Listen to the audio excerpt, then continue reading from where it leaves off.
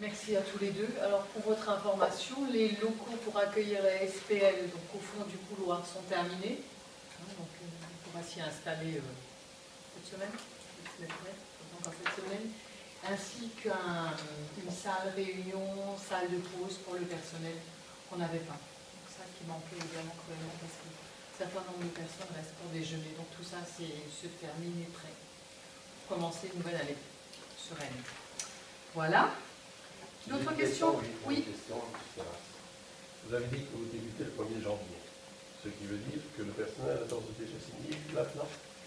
Les personnels sont en train de les signer. Sont en train de les signer. Donc si je comprends bien, vous êtes en train de recueillir les signatures des salariés. Absolument, oui. D'accord. Et vous avez bon espoir que pour le 1er janvier, tout le monde est signé, c'est ça? Alors, j'ai bon espoir qu'une grande partie des personnels est signée, puisque certaines structures associatives n'ont pas souhaité en effet aller dans cette démarche-là. Donc en clair, c'est pareil. Il y a une structure aujourd'hui qui ne veut pas rentrer dans la démarche de signature des avenants, en mettant en avant le fait que jusqu'au 31/12, elle demeure employeur des personnels.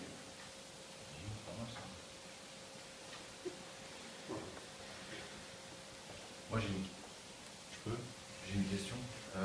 Si on n'avait pas fait la SPL, la communauté de communes, par rapport à ces associations, fréquemment, elle aurait fait des appels d'offres pour la gestion des structures. C'est comme ça qu'on procède. Oui, oui. Voilà. Donc on oublie la SPL, et donc à la fin de telle ou telle association, au fur et à mesure, en fonction des délais, on aurait remis sur le tapis un appel d'offres pour gérer la structure. On aurait très bien pu avoir à un moment donné le cas de figure où, pour des raisons de prix ou de service ou d'innovation, une entreprise privée spécialisée dans la petite enfance aurait postulé et aurait pu obtenir le marché, bien ou même nous aurait attaqué parce qu'on aurait systématiquement tout le temps la même association, etc. Oui, mais c'était effectivement... C'était le risque. Donc, qu'on connaissait. Donc voilà, donc mettons du coup qu'une entreprise privée obtienne un marché sur une association, par exemple celle qui est récalcitrante, et qu'elle vienne, elle dit bon, ben maintenant nous on récupère le personnel parce qu'on a récupéré le personnel, par contre, nous on a une convention collective, celle de notre entreprise, qu'on applique dans toute la France, et que vous devez accepter. Ça aurait été le même cas de figure. Ces gens-là seraient retrouvés à devoir, je pense qu'on n'a pas le droit de licencier les gens quand il faut reprendre le personnel. Par contre, il y aurait une forte probabilité que cette entreprise ait une convention collective peut-être moins intéressante, peut-être mieux intéressante, ou en tout cas différente. Et donc ce personnel se serait retrouvé en face de ce cas de figure. Également. Mais là, il ne s'agit pas de la convention collective, il s'agit des contrats de travail. Ouais, j'ai bien compris. Mais je voulais juste m'assurer que c'est des cas de figure qui auraient pu avoir lieu, et que finalement la SPL, bon, je ne rentre pas dans les détails de la SPL, et dans ces histoires des gens qui ne veulent pas signer ou quoi, mais que quelque part, pour le personnel, il y a au moins la garantie d'avoir, donc bon, ça va être une tâche un peu compliquée d'harmoniser toutes ces conventions collectives, mais au moins d'avoir une certaine sécurité et d'éviter cette épée de Damoclès de... C'est pour ça que l'SPL a été choisi. Ouais, voilà, non mais je voulais juste le reformuler pour pas qu'on l'oublie, quoi.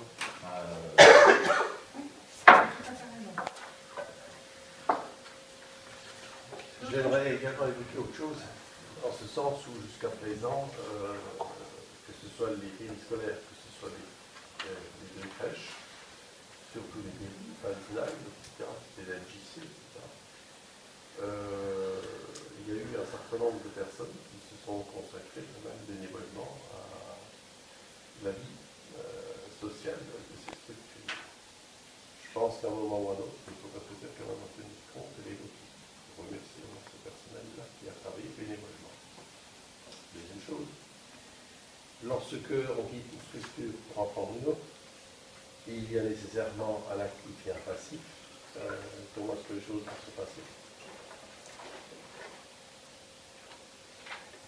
Alors, ça concerne en effet la dévolution des biens. Donc, il y a une démarche en effet qui est prévue par rapport à cette dévolution des biens. Les associations étant régies par le code local, le civil local, l'article 51 précise qu'en termes de dévolution des biens, les associations peuvent transmettre, suite à une assemblée générale extraordinaire, leurs biens, soit à une collectivité, soit en effet à toute structure dont l'objet est sensiblement le même.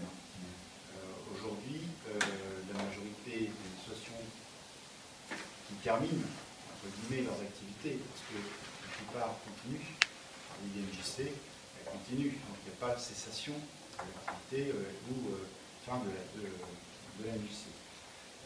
Pour celles qui terminent, donc elles doivent en effet transmettre leurs biens, soit à la communauté de communes, soit en effet à toute autre association. Ça concerne essentiellement l'association du 200. Tout à fait. Alors, l'article 51 du Code civil local précise qu'en effet, l'ayant droit ne sera propriétaire des biens qu'une année à l'issue de la transmission.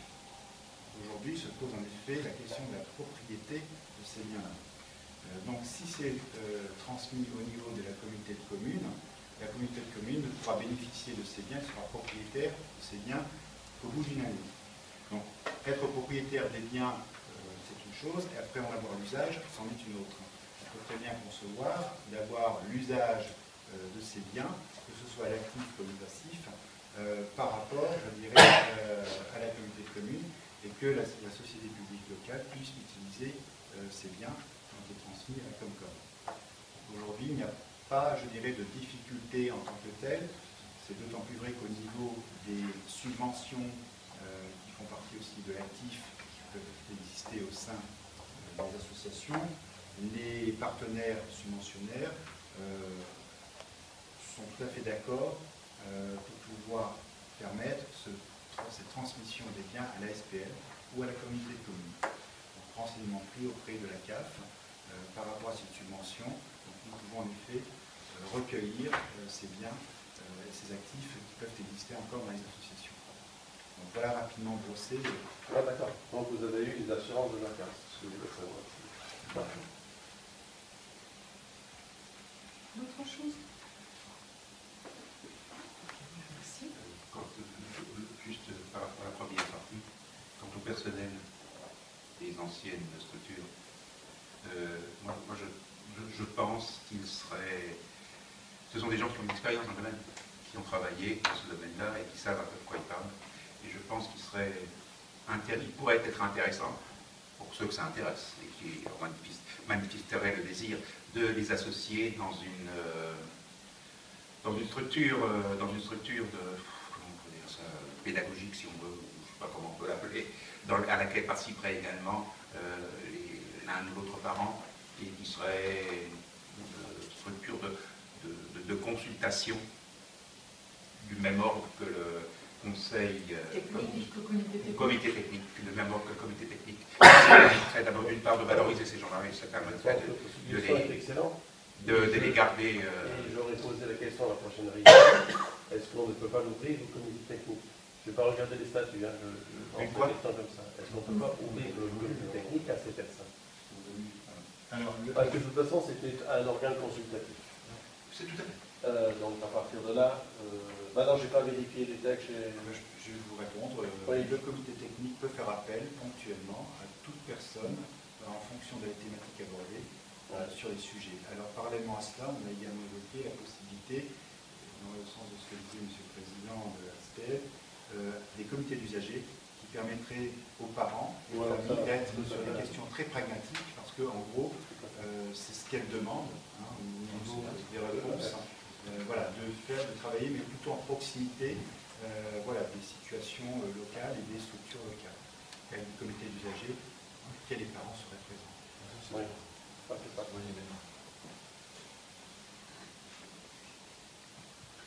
Et ce serait une façon de tenir compte de ces associations, du travail qu'elles ont fait, et de continuer de les intéresser à ce qui se passe.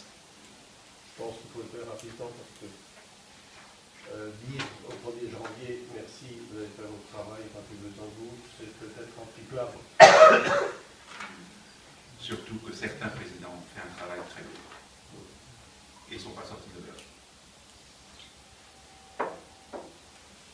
Certains présidents bénévoles d'associations.